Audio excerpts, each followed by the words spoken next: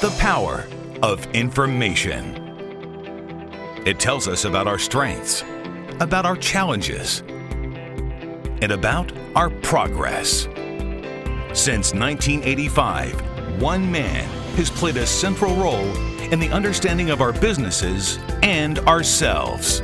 For this, we welcome James Michael Curley into the AICC Rizzi Hall of Fame.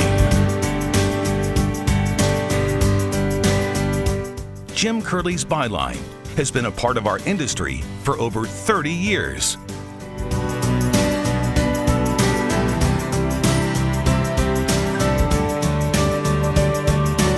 Sometimes people talk about the 5 whys.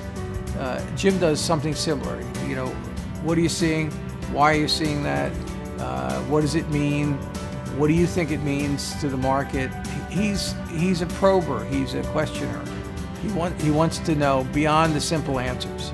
His byline appears, or has appeared really, on, I'm going to say hundreds of articles about companies, successful companies in our business. Jim's always been a stalwart representative of the independent and their position in the industry.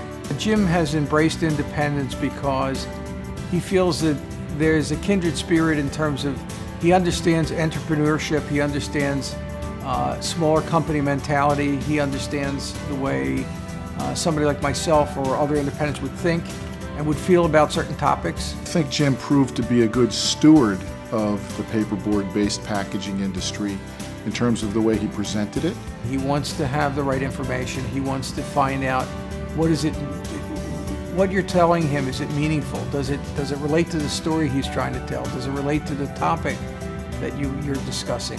To think of Jim Curley as the cheerleader in chief for the corrugated industry. Jim's story begins with his parents' immigration from Ireland in the 1920s and maintaining their strong Irish traditions.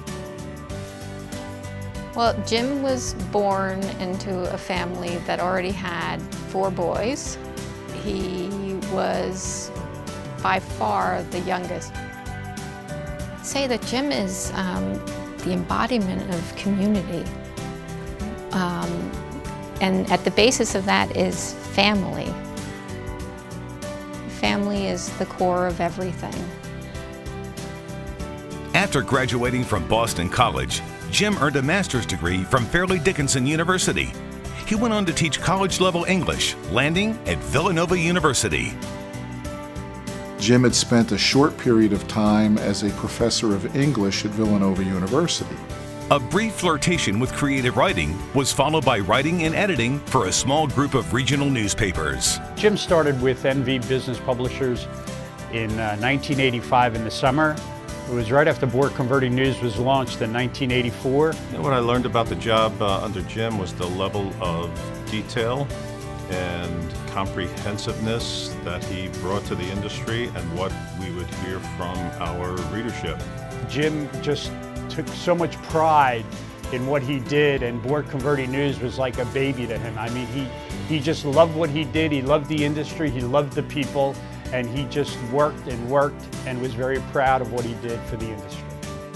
Jim was always the first one in the office. Jim would arrive at 7 a.m., 6:30 a.m. He'd be the first one in and always the last one out. Jim also brought a very unique perspective. I don't think there's anyone else that I'm aware of that's written about this industry in a way that Jim has, where he would bring in the works of some of the great masters of literature, or St. Thomas Aquinas, or someone like that in a boxboard-based article.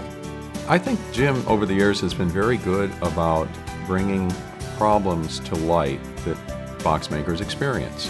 Jim has a well-deserved reputation for somebody who has integrity, who reports what he sees, who's willing to be flexible. I've never heard an opinion from him that doesn't lift up the corrugated box industry, and especially the independent. How he responded to them professionally, accurately, in a timely fashion, and always got the quote, always got the story. He set about learning about the box business, Exposure to the industry taught him well. Meanwhile, before AICC's morning meetings would begin, I'm an early riser. Jim's an early riser. A couple other guys are early risers. Basically, before meetings started, have a table and we solve all the world's problems about what's going on in the world and all those type of things. And it went on for years and years and years. After 2013, Len Prazak, who worked under Jim for about 4 to 5 years, came on board and took over for Jim. The time when I took over for Jim or was training under Jim was both a very exciting time, but also a terrifying time.